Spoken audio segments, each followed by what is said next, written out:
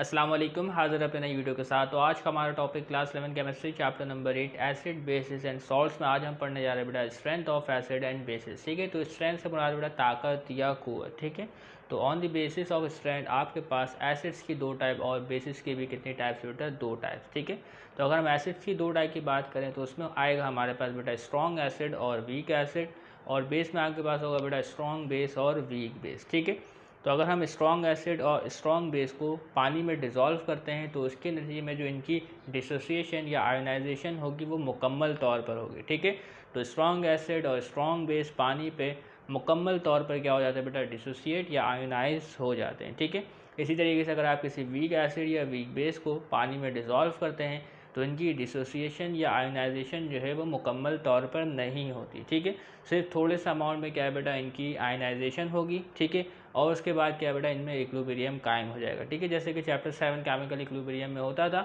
कि होता क्या था बेटा, जो रिएक्टेंट था थोड़े से अमाउंट में क्या बेटा प्रोडक्ट में तब्दील होता था और उसके बाद इक्विलिब्रियम कायम हो जाता था। तो इसी तरीके से बेटा वीक एसिड वीक बेस भी जो है वो थोड़े से अमाउंट में आयनाइज होंगे और उसके बाद इनके दरमियान इक्विलिब्रियम कायम हो जाएगा। ठीक है, तो देखें बेटा, व्हेन एन एसिड और base is dissolve in water, तो जब भी आप किसी एसिड या बेस को डिजोल्व करें तो उसके नतीजे में क्या है बेटा, वो डिसोसिएट या आयोनाइज हो जाएंगे। ठीक है, तो दोनों में से कोई सा भी एक वर्ड इस्तेमाल कर सकते हैं। तो स्ट्रॉन्ग एसिड और स्ट्रॉन्ग बेस जो है उनकी आयोनाइजेशन जो है वो ज़्यादा होती है, जबकि वीक एसिड और वीक बेस की जो आयोनाइजेशन होती है वो कम होती है। ठीक है, the amount of ionisation being dependent on the strength of acid. ठीक है, तो आयोनाइजेशन का जो प्रोसेस है, ठीक है, एक्सटेंट ऑफ आयोनाइजेशन, ठीक है, वो डिपेंड करता है बेटा स्ट्रेंथ ऑफ एसिड। ठीक है, एसिड या बेस की स्ट्रेंथ क्या है, तो अगर एसिड या बेस की स्ट्रेंथ ज़्यादा होगी यानी कि वो स्ट्रॉन्ग एसिड या स्ट्रॉन्ग बेस होगा तो उसकी जो है बेटा परसेंट आयोनाइजेशन जो है वो ज़्यादा होगी। ठीक है, और अगर किसी एसिड या बेस की स्ट्रेंथ कम होगी जैसे कि वीक एसिड या वीक बेस, तो उसकी आयोनाइजेशन भी जो है वो कम होगी। ठीक है, a strong electrolyte is completely dissociated. ठीक है, तो स्ट्रॉन्ग इलेक्ट्रोलाइट से मुराद बेटा एसिड या बेस। ठीक है, तो एसिड बेस क्या होता है बेटा, इलेक्ट्रोलाइट भी होते हैं। तो जो स्ट्रॉन्ग इलेक्ट्रोलाइट होंगे आपके पास उनकी जो डिसोसिएशन है या आयोनाइजेशन है वो मुकम्मल तौर पर होगी। ठीक है, while a weak electrolyte is partially dissociated. ठीक है, जबकि वीक इलेक्ट्रोलाइट जो उनकी डिसोसिएशन या आयोनाइजेशन होगी वो मुकम्मल तौर पर नहीं होगी, बस थोड़े से एक्सटेंड में होगी और उसके बाद उसमें इक्विलिब्रियम कायम हो जाएगा। ठीक है, तो स्ट्रॉन्ग एसिड और स्ट्रॉन्ग बेस में जो आपके पास आयनाइजेशन होगी इनमें भी इक्विलिब्रियम कायम होगा, लेकिन इक्विलिब्रियम जो कायम होगा वो राइट साइड में कायम होगा। ठीक है, क्योंकि तमाम को जो मॉलिक्यूल है वो 90 से लेकर 100% के दरमियान जो है वो आयनाइज हो जाएगा। ठीक है, तो इसके नतीजे में जो इक्विलिब्रियम कायम होगी वो राइट हैंड साइड में कायम होगी, जबकि वीक एसिड या वीक बेस में जो आयनाइजेशन होती है वो मुकम्मल तौर पर नहीं होती। ठीक है, सिर्फ और सिर्फ 1% होती है, तो इसमें जो इक्विलिब्रियम कायम होगा वो लेफ्ट में कायम होगा। ठीक है, तो देखिए बेटा, अगर हमें आयोनाइजेशन मालूम करनी है किसी भी एसिड या बेस की तो हम किस तरीके से मालूम करते हैं। ठीक है, तो आयोनाइजेशन मालूम करके हम पता लगा सकते हैं कि कौन सा एसिड या बेस स्ट्रॉन्ग है या कौन सा एसिड या बेस जो है वो वीक है। ठीक है, तो जिस एसिड या बेस की परसेंट आयोनाइजेशन ज़्यादा होगी तो वो एसिड या बेस स्ट्रॉन्ग होगा।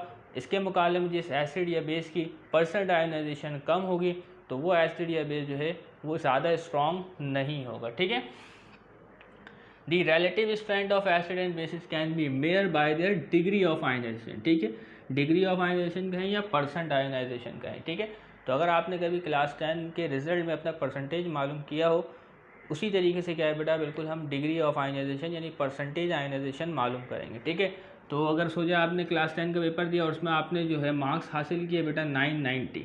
ठीक है, टोटल मार्क्स है बेटा 1100।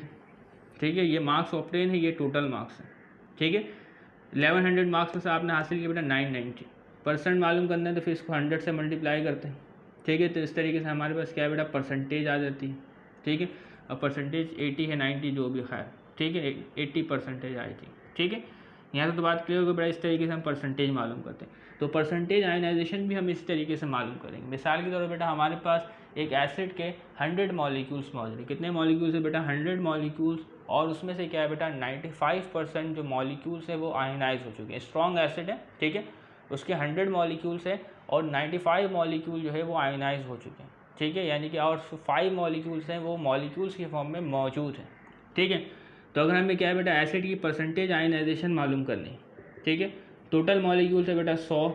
ठीक है, उसमें क्या था बेटा 95 मॉलिक्यूल जो है वो आयनाइज हो चुके थे। ठीक है, परसेंट आयनाइजेशन मालूम करनी है तो यहाँ पे हम ये फॉर्मूला इस्तेमाल करेंगे। 100 कर दिया, बचा बेटा 95%, ठीक है। यानी उस एसिड की जो आयोनाइजेशन हुई है वो कितनी परसेंट हुई बेटा, 95% हुई है, ठीक है। तो मतलब क्या बेटा, ये जो एसिड है ये स्ट्रॉन्ग एसिड है, ठीक है। इसी तरीके से एक एसिड है हमारे पास, उसके भी 100 मॉलिक्यूल है, ठीक है।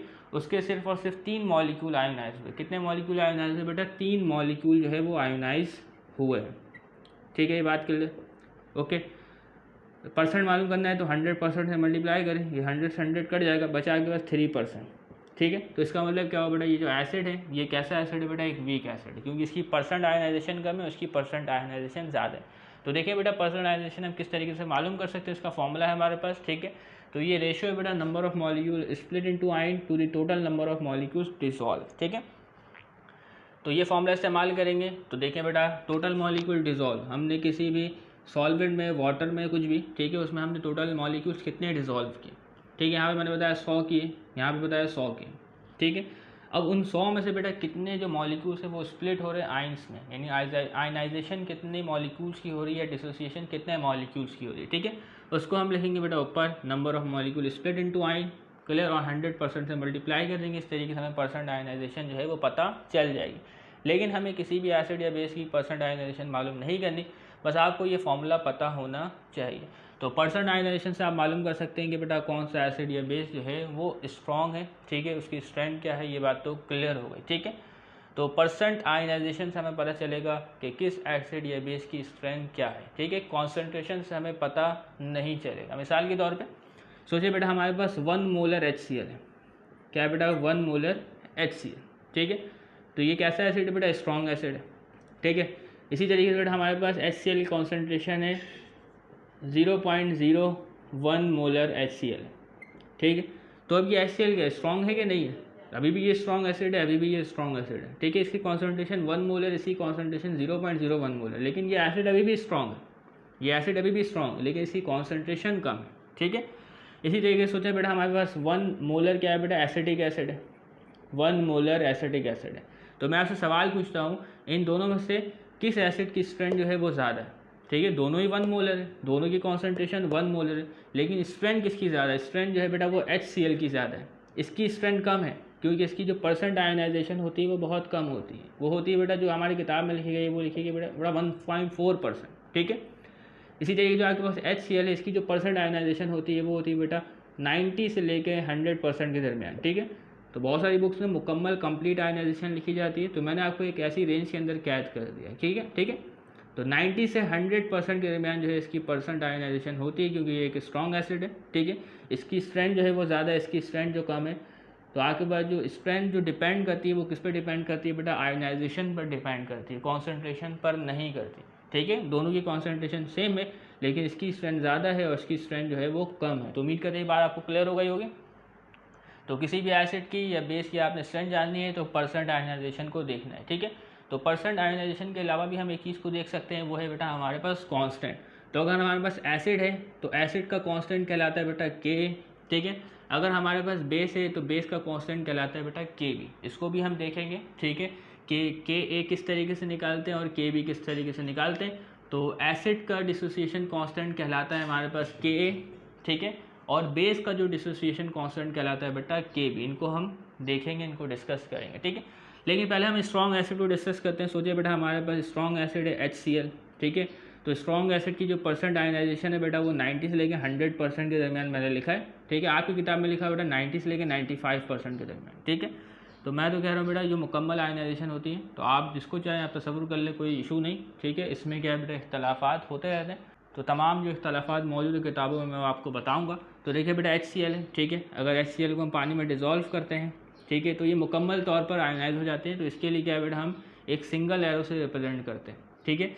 यानी ये मुकम्मल तौर पर आयनाइज हो जाएगा बिल्कुल 100%। तो हमारे पास हासिल होगा बेटा हाइड्रोनियम आयन, ठीक है, और हासिल होगा बेटा क्लोराइड आयन, क्लियर है। क्योंकि ये मॉलिक्यूल्स के तौर पे क्या है बेटा, सॉल्वेंट में मौजूद नहीं होगा, आयंस के तौर पे क्या है बेटा, सॉल्वेंट में मौजूद होगा। तो इसकी परसेंट आयनाइजेशन जो है वो ज़्यादा होगी। तो ये क्या है बेटा, आपके पास एक स्ट्रॉन्ग एसिड है, ठीक है, बात क्लियर। इसी तरीके बेटा हमारे पास एक एसिड है H2SO4, बल्कि H2SO4 नहीं है, पहले HNO3 को देख लें, ठीक है। नाइट्रिक एसिड, नाइट्रिक एसिड को पानी में डुबोते हैं, ठीक है, डिज़ोल्व करते हैं, तो क्या है बेटा, हाइड्रोनियम आयन प्रोड्यूस होगा, ठीक है, और नाइट्रेट आयन, ठीक है। तो ये भी क्या है बेटा एक स्ट्रॉन्ग एसिड, इसकी परसेंट आयनाइजेशन जो है वो 90 से लेकर 100% के दरमियान होगी, ठीक है। तो इसकी भी स्ट्रेंथ जो है वो बहुत ज़्यादा एक स्ट्रॉन्ग एसिड है, ठीक है। इसके अलावा बेटा हमारे पास H2SO4, ठीक है। तो H2SO4 बेटा 2 प्रोटॉन होते हैं। अगर हम इसको पानी में डिसॉल्व करते हैं तो इसकी जो आयनाइजेशन होती है वो 2 स्टेप में होती है, ठीक है। कितने स्टेप में होती है बेटा? 2 स्टेप में होती है, इस बात को याद रखना है, ठीक है। तो पहले स्टेप में क्या होगा बेटा, पूरे जो आपके पास H2SO4 का जो मॉलिक्यूल है वो मुकम्मल तौर पर आयनाइज हो जाएगा, ठीक है। आपकी किताब में जो इसके परसेंट आयनाइजेशन लिखी है वो लिखी गया बेटा 60%, ठीक है, फर्स्ट स्टेप के लिए। लेकिन ऐसा नहीं है, बहुत सारी किताबों में फर्स्ट स्टेप के लिए 60% मौजूद नहीं है, लेकिन आपकी किताब में क्यों लिखा गया इसका आंसर मेरे पास नहीं है, ठीक है। लेकिन H2SO4 की जो परसेंट आयनाइजेशन होती है फर्स्ट स्टेप की वो भी 100% होती है, ठीक है। तो अगर H2SO4 को पानी में हम डिसॉल्व करते हैं, ठीक है, तो ये आयनाइज हो जाएंगे बेटा मुकम्मल तौर पर, और आपके पास हासिल होगा बेटा हाइड्रोनियम आयन, ठीक है। इसमें से जो एक H+ है, ठीक है, वो डोनेट हो जाएगा और वाटर जो है वो गेन कर लेगा, तो ये बिहेव करेगा एज अ बेस, ये बिहेव करेगा बेटा एज एन एसिड, ठीक है। और इसमें से बेटा अगर एक H+ निकल जाए तो ये हो जाएगा बेटा HSO4-, ठीक है। तो ये जो आयनाइजेशन हुई बेटा ये फर्स्ट स्टेप आयनाइजेशन है, ठीक है। अभी भी देखिए बेटा इसमें क्या है बेटा, हाइड्रोजन सल्फेट आयन में प्रोटॉन मौजूद है, ठीक है। तो इसमें देखिए कोई रिवर्सेबल एरो नहीं है, ठीक है। अब जो सेकंड स्टेप की आयनाइजेशन होगी बेटा इसी एसिड की, तो क्या है बेटा हाइड्रोजन सल्फेट आयन है, ठीक है।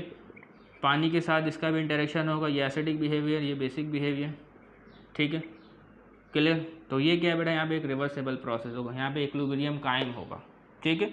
तो जब इसका रिएक्शन होगा तो ये प्रोटॉन डोनेट करेगा वाटर को और प्रोड्यूस होगा बेटा हाइड्रोनियम आयन, और इसमें से H+ निकल जाएगा तो सल्फेट आयन मौजूद होगा, ठीक है। तो सल्फ्यूरिक एसिड की जो आयनाइजेशन हो रही है वो कितने स्टेप में हो रही है बेटा? 2 स्टेप में हो रही है, ठीक है। तो पहले स्टेप की जो आयनाइजेशन होगी वो मुकम्मल तौर पर होगी, ठीक है। जबकि जो दूसरा स्टेप है इसकी जो आयनाइजेशन होती है तो 2 मुख्तलिफ बुक्स में मैंने देखा, एक में लिखा हुआ था बेटा 10% आयनाइजेशन होती है, एक में लिखा हुआ था बेटा 60% आयनाइजेशन होती है, ठीक है। तो ये एक इख्तलाफी मामला है, इसको छोड़ दें। अगर मैं आपको कहूँ कि आप 60% को पिक कर लें, ठीक है, तो मेरा ख्याल है कि जो आपकी किताब में H2SO4 की जो परसेंट आयनाइजेशन 60% फर्स्ट स्टेप के लिए लिखी है वो फर्स्ट स्टेप नहीं होगा, वो सेकंड स्टेप हो सकता है, ठीक है। तो आप ये समझ लें कि जो सेकंड स्टेप में जो H2SO4 की सेकंड आयनाइजेशन होती है वो कितनी होती है बेटा? 60%, और फर्स्ट स्टेप की जो आयनाइजेशन होती है वो कितनी होती है बेटा? 100% होती है, ठीक है। उम्मीद करते हैं ये बात आपको क्लियर हो गई होगी। इसी तरीके से बेटा अगर आपके पास बेस मौजूद है, क्या है बेटा? सोडियम हाइड्रोक्साइड, ठीक है। तो सोडियम हाइड्रोक्साइड को हम आर्सेनियस के कंसेप्ट में समझेंगे। अगर आप इसको क्या है बेटा पानी में डिसॉल्व करते हैं, ठीक है, तो ये बेस प्रोड्यूस करेगा बेटा सोडियम आयन, और क्या प्रोड्यूस करेगा बेटा? Hydroxide ion. ये बात तो क्लियर है, ठीक है। तो ये आपके पास सोडियम हाइड्रोक्साइड है ये भी क्या बेटा मुकम्मल तौर पर आयनाइज डिसोसिएट हो जाएगा, ठीक है। तो इसकी स्ट्रेंथ जो होगी वो ज़्यादा होगी, ठीक है। इसी तरीके से बेटा पोटेशियम हाइड्रोक्साइड वो भी एक स्ट्रॉन्ग बेस है। इसके अलावा बेटा एक बेस का और जिक्र है एक टेबल में आपके, ठीक है, बेरियम हाइड्रोक्साइड। तो ये भी क्या है बेटा इसकी स्ट्रेंथ ज़्यादा होती है कि स्ट्रॉन्ग बेस है। अगर आप इसको पानी में डिसॉल्व करते हैं तो आपके पास हासिल होगा बेटा बेरियम आयन, ठीक है। और इसके अलावा बेटा 2 हाइड्रोक्सिल आयन, ठीक है। ये बात तो क्लियर। तो ये भी क्या है बेटा आपके पास एक स्ट्रॉन्ग बेस है, इसकी भी जो परसेंट आयनाइजेशन होती है वो ज़्यादा होती है। आपकी किताब में शायद 78% इसका लिखा गया, ठीक है। इससे आगे पीछे भी हो सकता है, ठीक है। तो उम्मीद करते हैं बेटा यहाँ तक आपको तमाम बातें क्लियर हो गई हैं। तो ये तो है बेटा आपके पास स्ट्रॉन्ग बेस। इसी तरीके से बेटा आपके पास स्ट्रॉन्ग वीक बेस भी हो सकता है, ठीक है। वीक बेस में जैसे कि आपके पास हो सकता है बेटा अमोनिया, ठीक है, अमोनिया हो सकता है बेटा अमोनिया NH3, ठीक है। अगर इसको पानी में आप डिसॉल्व करते हैं तो आपके पास हासिल होगा बेटा NH4 अमोनियम आयन, और हासिल होगा बेटा हाइड्रोक्साइड आयन, ठीक है। तो इसके लिए हम एक रिवर्सिबल रिएक्शन लिखेंगे, ठीक है। तो इसका जो एक्सटेंट ऑफ आयनाइजेशन होता है वो बहुत कम होता है, ठीक है। तो वो 1.4% आप इसको समझ लें, ठीक है। तो उम्मीद करते हैं तमाम बातें आपको क्लियर हो गई होंगी और इसमें आपको कोई भी मसला नहीं आया होगा दरपेश, ठीक है। तो हमें जानना है कि बेटा एसिड का Ka और K भी हम किस तरीके से कैलकुलेट करते हैं, उसको भी हम देख लेते हैं। तो अब हम देखने जा रहे हैं बेटा एसिड का डिसोसिएशन कांस्टेंट K और बेस का डिसोसिएशन कांस्टेंट K भी, ठीक है। तो हर एसिड की क्या है बेटा एक ख़ास डिसोसिएशन कांस्टेंट Ka की वैल्यू होती है। इसी तरीके से बेटा हर बेस की एक ख़ास डिसोसिएशन कांस्टेंट Kb की वैल्यू होती है, ठीक है। अगर किसी एसिड का डिसोसिएशन कांस्टेंट Ka की वैल्यू जो है वो ज़्यादा है तो इसका मतलब क्या है बेटा वो एसिड जो है वो ज़्यादा डिसोसिएट या ज़्यादा आयोनाइज होता है, ठीक है।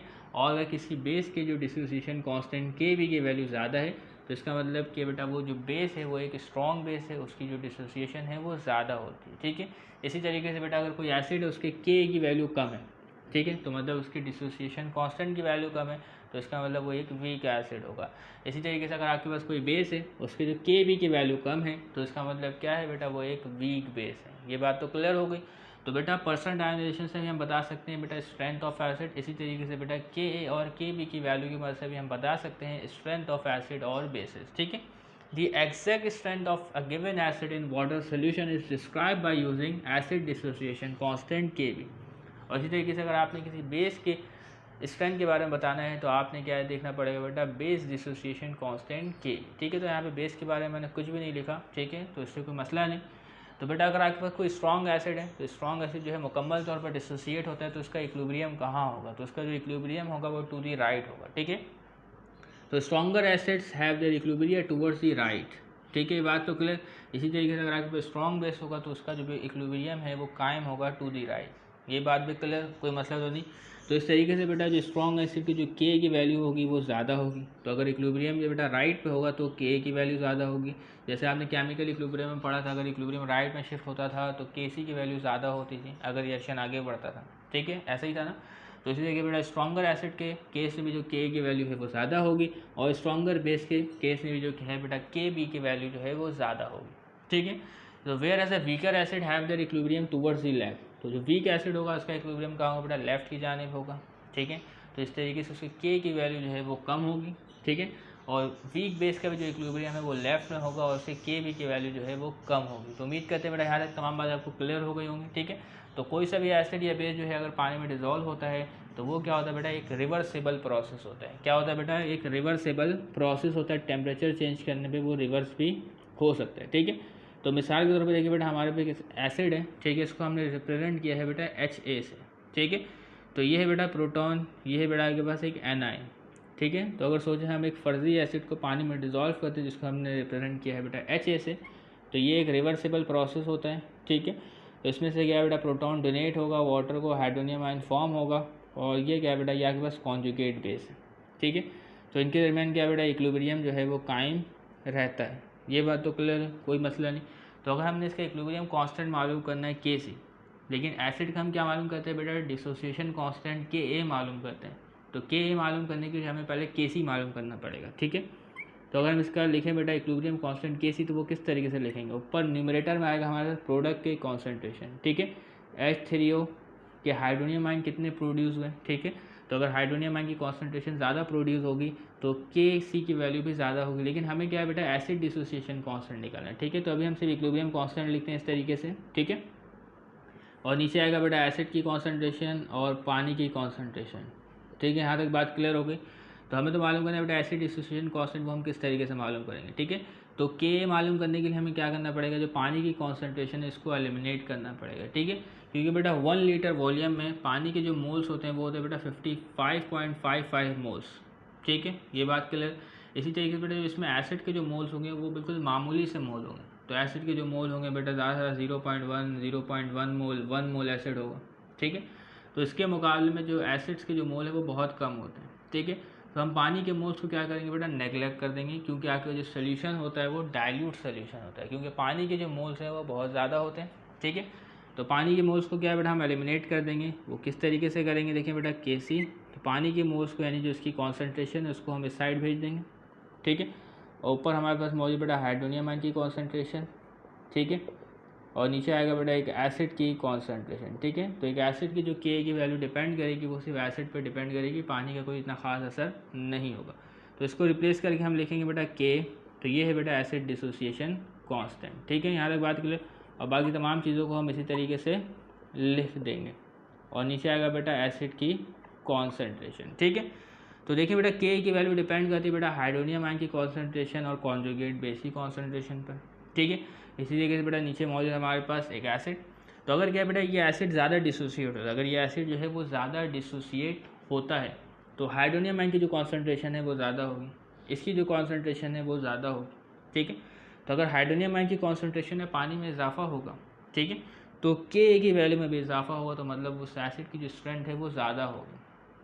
ठीक है ना, क्योंकि एक स्ट्रॉन्ग एसिड जो है वो बेटा स्पीड से H+ को डोनेट करता है। ठीक है, जबकि जो आपके पास जो वीक एसिड होता है वो डोनेट नहीं करता H+ को।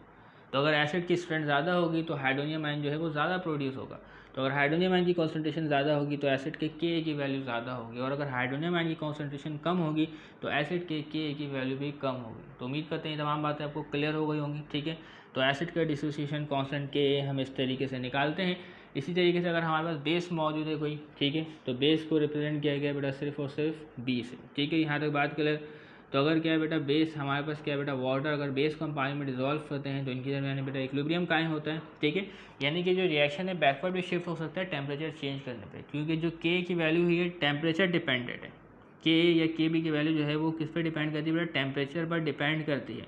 तो टेम्परेचर चेंज करने पे जो के की वैल्यू है उसमें भी फ़र्क आता है, जैसे के सी की वैल्यू में फ़र्क आता था, तो के या के बी की वैल्यू जो है वो टेम्परेचर डिपेंडेंट होती है। तो ये क्या बेटा एक रिवर्सिबल प्रोसेस है। ठीक है, ये दोबारा से क्या बेटा दोबारा कंबाइंड होकर दोबारा ये चीज़ें दोबारा हासिल हो सकती हैं।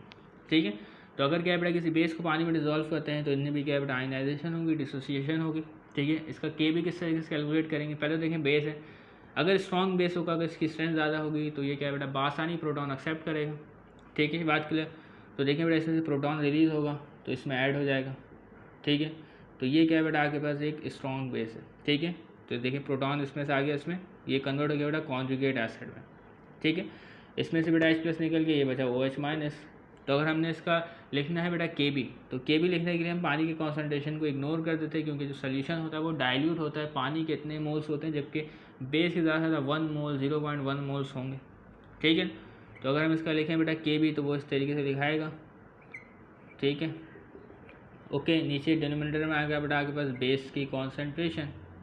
ठीक है, तो इस तरीके से हम Kb की जो एक्सप्रेशन है वो लिखते हैं। तो अगर क्या है बेटा हाइड्रोक्सिल आयन की कॉन्सेंट्रेशन में पानी में इजाफा होता है, ठीक है, तो क्या है बेटा Kb की वैल्यू में भी इजाफा होगा। तो हाइड्रोक्सिल आयन में इजाफा होने का मतलब क्या है, तो हाइड्रोक्सिल आयन में इजाफा होने का मतलब है कि बेस की जो स्ट्रेंथ है वो ज़्यादा है, क्योंकि बेस जो है वो बासानी प्रोटॉन एक्सेप्ट कर रहा है। अगर बेस जो है बासानी प्रोटॉन को एक्सेप्ट करेगा, स्ट्रांगली एक्सेप्ट करेगा, तो क्या है बेटा हाइड्रोक्सिल आयन की कॉन्सेंट्रेशन में जो है वो पानी में इजाफा होगा, और इस तरीके से बेटा उस एसिड की Kb की वैल्यू है जो है वो ज़्यादा होगी। ठीक है, और अगर क्या है बेटा हाइड्रोक्सिल आयन की कॉन्सेंट्रेशन में कमी होती है, ठीक है, तो इस तरीके से बेटा Kb के वैल्यू में भी जो है वो कमी वाक़ई होगी। तो उम्मीद करते हैं तमाम बातें आपको क्लियर हो गई होंगी और इससे कोई मसला आपको नहीं हुआ होगा। ठीक है, तो हम कुछ एसिड की स्ट्रेंथ को डिस्कस कर लेते हैं। ठीक है, तो जैसे कि आप इस पिक्चर में देखिए जो हमने बोर्ड पर लगाई है, ठीक है, तो इसमें क्या बेटा हमारे पास एसिड्स का पूरा कॉलम है। तो अगर आप लाइन से देखिए इसमें एसिड्स हमारे पास मौजूद है, oxalic acid, formic acid, acetic acid, carbonic acid, boric acid. ठीक है, टोटल 5 एसिड है, ये पांचों क्या है बेटा वीक एसिड है। दोबारा नाम लिख लें, oxalic acid, formic acid, acetic acid, carbonic acid, boric acid. ठीक है, इनमें से आप यकीनन 2 या 3 एसिड से आप वाकिफ़ होंगे, जैसे कि oxalic acid, acetic acid, carbonic acid. ठीक है, तो खैर इनका फॉर्मूला लिखा हुआ, फॉर्मूला आप देख लीजिएगा बाद में। ठीक है, सुकून से देख लीजिए, अभी फॉर्मूले की कोई खास नहीं ज़रूरत नहीं है। तो देखिए बेटा जो आपके पास ऑक्सैलिक एसिड है, इसमें देखें के का एक कॉलम बना हुआ है, के की वैल्यू का एक कॉलम बना हुआ है। ठीक है, और हर एसिड की बेटा के की वैल्यू दी गई है। ठीक है, तो के क्या कहलाता है बेटा एसिड डिसोसिएशन कांस्टेंट। तो अगर के की वैल्यू ज़्यादा होगी तो उस एसिड की स्ट्रेंथ जो है वो ज़्यादा होगी। ठीक है, तो इसमें देखें बेटा टॉप टू बॉटम, ऊपर से नीचे आते हुए के की वैल्यू में डिक्रीज आ रहा है, के की वैल्यू में कमी वाक़ई हो रही है। ठीक है, वो हमें कैसे पता चलेगा बेटा, तो सबसे ऊपर देखें बेटा 10 की पावर -2 है, इसके बाद बेटा 10 की पावर -4, 10 की पावर -5। ठीक है, तो इसमें क्या है बेटा जब आप टॉप टू बॉटम आ रहे हैं तो क्या है बेटा कि की वैल्यू में कमी वाक़ई हो रही है। ठीक है, देख सकते हैं क्योंकि एक्सपोनेंट में माइनस मौजूद है। ठीक है, तो बेटा ऑक्सैलिक एसिड की जो के की वैल्यू है वो है बेटा 5.6 एक्सपोनेंट -2। ठीक है, इसके बाद बेटा फॉर्मिक एसिड है, तो के की वैल्यू याद नहीं रखते हैं, याद रखने की नहीं है क्योंकि कांस्टेंट इसको याद नहीं रखा जाता। इसके अलावा बेटा फॉर्मिक एसिड की जो के की वैल्यू है बेटा 1.7 एक्सपोनेंट -4। ठीक है, तो ऑक्सैलिक एसिड और फॉर्मिक एसिड दोनों में से स्ट्रॉन्ग एसिड कौन हुआ, तो दोनों के कंपैरिजन में किसकी स्ट्रेंथ ज़्यादा है, सिर्फ ये पूछ रहा हूँ। ठीक है, स्ट्रॉन्ग नहीं, दोनों के कंपैरिजन में किसकी स्ट्रेंथ जो है वो ज़्यादा है। ठीक है, तो ऑक्सैलिक एसिड की जो स्ट्रेंथ है वो ज़्यादा है फॉर्मिक एसिड से। ठीक है, क्योंकि ऑक्सैलिक एसिड की जो के की वैल्यू है वो ज़्यादा है। इसलिए कि बेटा जो एसिटिक एसिड है इसकी जो के की वैल्यू है वो है बेटा 1.7 एक्सपोनेंट -5, जो कि और कम हो रही है। कार्बोनिक एसिड की और कम है, बोरिक एसिड की और कम है बेटा 5.9 एक्सपोनेंट -10। ठीक है, तो क्या है बेटा इनकी आयनाइजेशन में जो है वो कमी वाक़ई हो गई। ये बात तो क्लियर हो गई। तो इनमें जो सबसे ज़्यादा स्ट्रेंथ है वो है ऑक्सैलिक एसिड की। ऑक्सैलिक एसिड एक स्ट्रॉन्ग एसिड नहीं है लेकिन स्ट्रेंथ ज़्यादा है, इसको याद रखना है। ठीक है, तो और ये टेम्परेचर भी दिया गया बेटा 25 degree centigrade. Ionisation constant value of some weak acid and weak base है 25 डिग्री सेंटीग्रेड। टेम्परेचर मेंशन करना ज़रूरी है, तो टेम्परेचर चेंज करने से किसी एसिड के के की वैल्यू में भी जो है वो फ़र्क आता है। तो उम्मीद करते हैं तमाम बातें आपको क्लियर हो गई होंगी।